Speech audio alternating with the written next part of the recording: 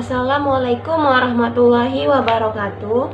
Perkenalkan, saya Miftahul Jannah Nasution. Di sini saya mengambil penelitian yang berjudul Perlawanan Masyarakat Tanah Karo Menghadapi Ekspansi Belanda pada awal abad ke-20.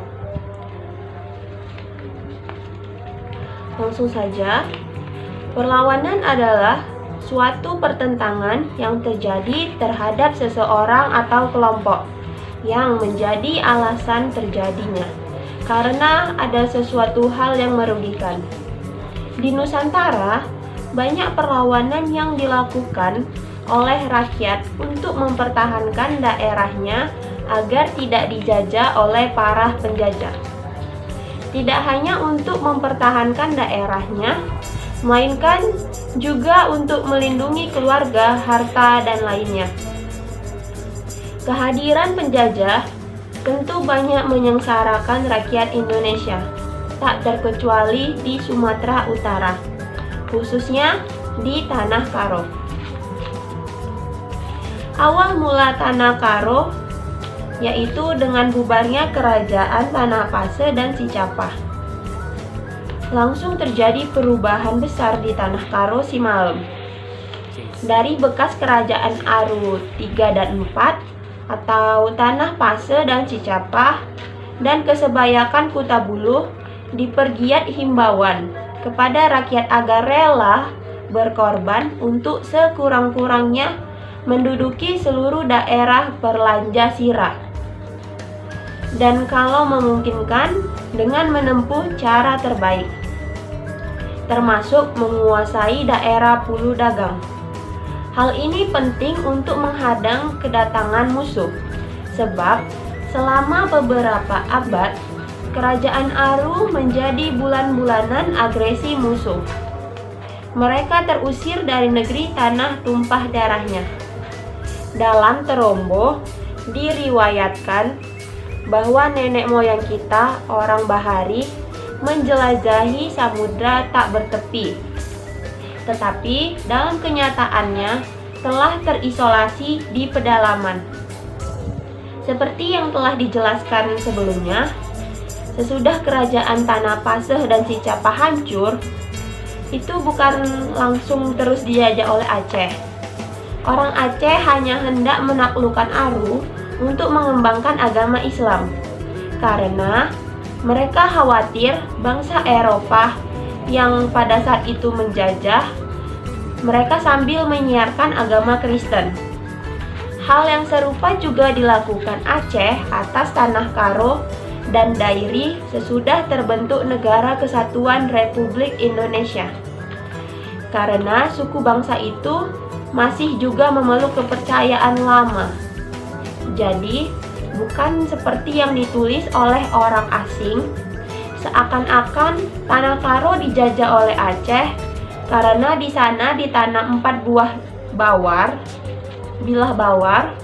Suku Aceh rela berinfak atau menyumbang demi syiar Islam. Bahkan bukan sedikit prajurit Aceh menjadi korban dalam perang itu. Dan menurut Terombo, guru-guru agama Islamnya banyak syahid. Karena kendati pun dipukul asal, segera si pelaku, ampun Tengku, akan dimaafkan. Apalagi kalau orang tersebut menyatakan, aku akan belajar agama Islam. Hal itu dibuktikan suku Aceh juga pada Perang Sunggal, perang melawan penjajah Belanda, dan Perang Kemerdekaan. Suku Karo tetap jadi sahabat atau dibantunya.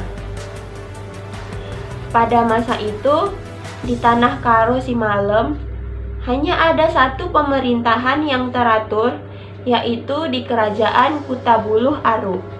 Tetapi di bekas Aru 3 dan 4, karena tidak ada pemerintah pusat, maka sering terjadi perang saudara antara kampung atau urung. Tetapi untunglah mereka sadar untuk mendiami kembali negeri Perlanja Sirah dan Pulau Dagang yang mereka tinggalkan dulu untuk memperkuat pertahanan mereka. Orang Karo sejak dulu itu telah melingkar dari Aceh Tenggara ke Simalungun, Asahan, Deli Serdang, dan Langkat, mengelilingi tanah Karo Simalem. Lalu, pemerintahan yang ada pada masa itu disebut pemerintahan urung, seperti yang dijelaskan tadi, yaitu pemerintahan kampung yang berdiri sendiri atau otonominya. Jalannya roda pemerintahan dititik beratkan pada norma-norma adat, tidak jarang pula terjadi sengketa antar urung dan antar kampung dengan motif berbagai macam persoalan. Pihak-pihak yang bertikai seringkali mengundang gara mata turut memecahkan persoalan. Dengan sikap jujur, berani, dan bertanggung jawab, gara mata bertindak tegas tetapi arif dan bijaksana. Berlandaskan semboyan, rakut si teluh, atau kalim bubu, sembuyak, dan anak beru yang sudah membudaya dalam kehidupan sehari-hari. Dalam bertindak, beliau selalu berpegang teguh pada prinsip membenarkan apa yang benar, tidak berpihak, yang menyebabkan berbagai sengketa dapat diredakan secara damai yang memuaskan semua pihak. Simpati masyarakat tidak terbatas di kawasan Tanah Karo saja, melainkan meluas sampai ke daerah tetangga, seperti Tanah Pinem Dairi, Singkil Aceh Selatan, Alas Gayo Aceh Tenggara, Langkat, dan Deli Serdang. Hubungan dengan daerah-daerah tersebut terpelihara serasi, terlebih-lebih kegigihan perlawanan rakyat Aceh Selatan dan Aceh Tenggara terhadap penjajah Belanda, yang dikagumi dan dipantau secara berlanjut. Pada tahun 1870, Belanda telah menduduki Sumatera Timur, yaitu di Langkat dan di sekitar Binjai, dan membuka perkebunan tembakau dan karet. Belanda ingin memperluas usaha perkebunan ke Tanah Karo dengan alasan tanah di sekitar Binjai telah habis ditanami. Tanah Karo telah diketahui Belanda karena kerbau sebagai penarik kereta keperluan perkebunan diperoleh dari Tanah Karo. Di samping itu, Binjai pada waktu itu telah menjadi kota yang didiami tuan-tuan kebun Belanda, di mana banyak didatangi orang-orang Karo dari Karo Tinggi, dan ada di antaranya yang bekerja sebagai pekerja kebun ataupun mandor. Lalu kepopuleran kiras banguna atau garamata telah diketahui oleh Belanda dari penduduk Langkat dan lebih jelas lagi dari nimbang bangun yang masih ada ikatan keluarga dengannya. Untuk itu, timbul keinginan Belanda menjalin persahabatan dengan garamata agar dibenarkan memasuki Tanah Karo guna membuka usaha perkebunan. Landasan teori. Teori yang saya gunakan di sini adalah teori gerakan sosial. Perlawanan masyarakat berkaitan dengan teori gerakan sosial yang di dalamnya membahas faktor dan apa yang melatar belakangi suatu individu atau masyarakat itu melakukan perlawanan. Berbagai hasil studi tentang gerakan sosial dipengaruhi oleh beragamnya paradigma yang digunakan untuk memahami fenomena gerakan sosial yang terjadi dalam suatu masyarakat. Beragam varian teoritik dan pendekatan perspektif tidak muncul dengan sendirinya, melainkan dikonstruksi berdasarkan dinamika bentuk dan model gerakan yang terjadi di masyarakat itu sendiri. Sementara Locher berpendapat bahwa ketika sekelompok orang mengatur ataupun mengorganisir diri dalam upaya untuk mendorong atau menolak beberapa jenis perubahan sosial, maka mereka sedang menciptakan sebuah gerakan sosial. Orang-orang dengan sedikit atau banyak kekuatan politik yang dimilikinya Kemudian mereka bergabung secara bersama-sama untuk mendapatkan atau memperjuangkan beberapa hal, yakni suatu perubahan sosial. Maka mereka sedang melakukan gerakan sosial. Menurut Lotzer, sebagian besar teoritisi perilaku kolektif atau collective behavior memandang gerakan sosial atau social movement sebagai suatu tipe dari perilaku kolektif. Tetapi, banyak dari teorisi gerakan sosial memandang bahwa gerakan sosial merupakan fenomena yang terpisah dari perilaku kolektif. Kajian terdahulu yang saya gunakan di sini yaitu menggunakan sumber berupa buku dari karya Dr. Andus Tridah Bangun yang berjudul Manusia Batak Karo yang terbit di Jakarta pada tahun 1986.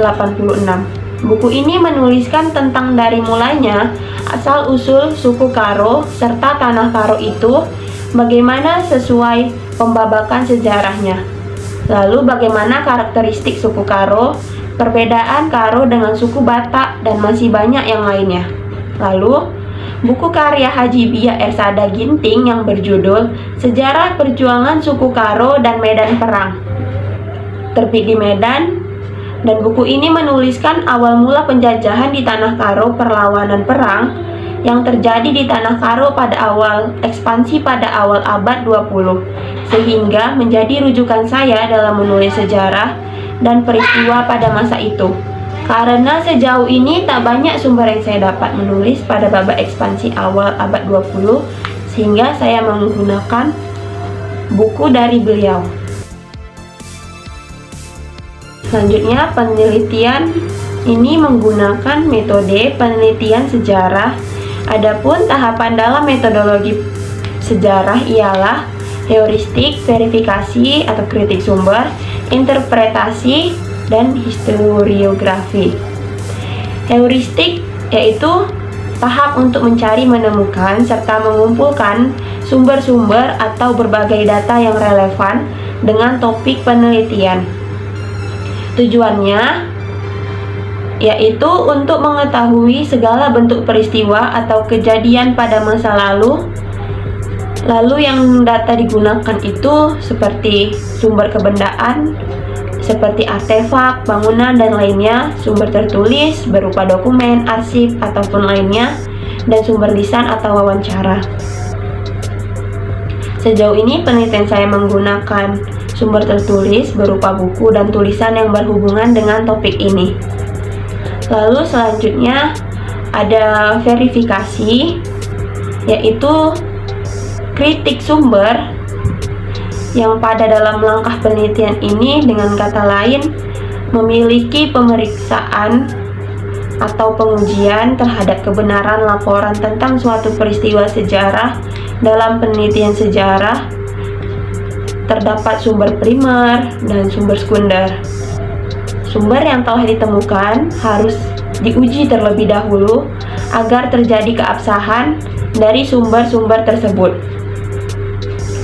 Lalu selanjutnya ada interpretasi. Interpretasi adalah penafsiran. Interpretasi adalah tahapan dalam penelitian sejarah yang berupa kegiatan menafsirkan fakta-fakta sejarah dan merangkai fakta tersebut menjadi satu kesatuan yang harmonis dan masuk akal. Menurut Kunto Wijoyo, interpretasi terbagi menjadi dua macam, yaitu analisis dan sintesis. Interpretasi analisis adalah menafsirkan sumber dan data sejarah secara menguraikan, sedangkan interpretasi sintesis adalah menafsirkan sumber dan data sejarah secara menyatukan dan menghubungkan. Lalu yang terakhir ada historiografi. Ini disebut juga dengan penulisan sejarah. Historiografi ini dilakukan secara deskriptif, analisis, sistematis, dan kronologis. Baiklah, sampai di sini hasil dari pemaparan saya terhadap penelitian saya. Lebih dan kurang saya mohon maaf. Wassalamualaikum warahmatullahi wabarakatuh.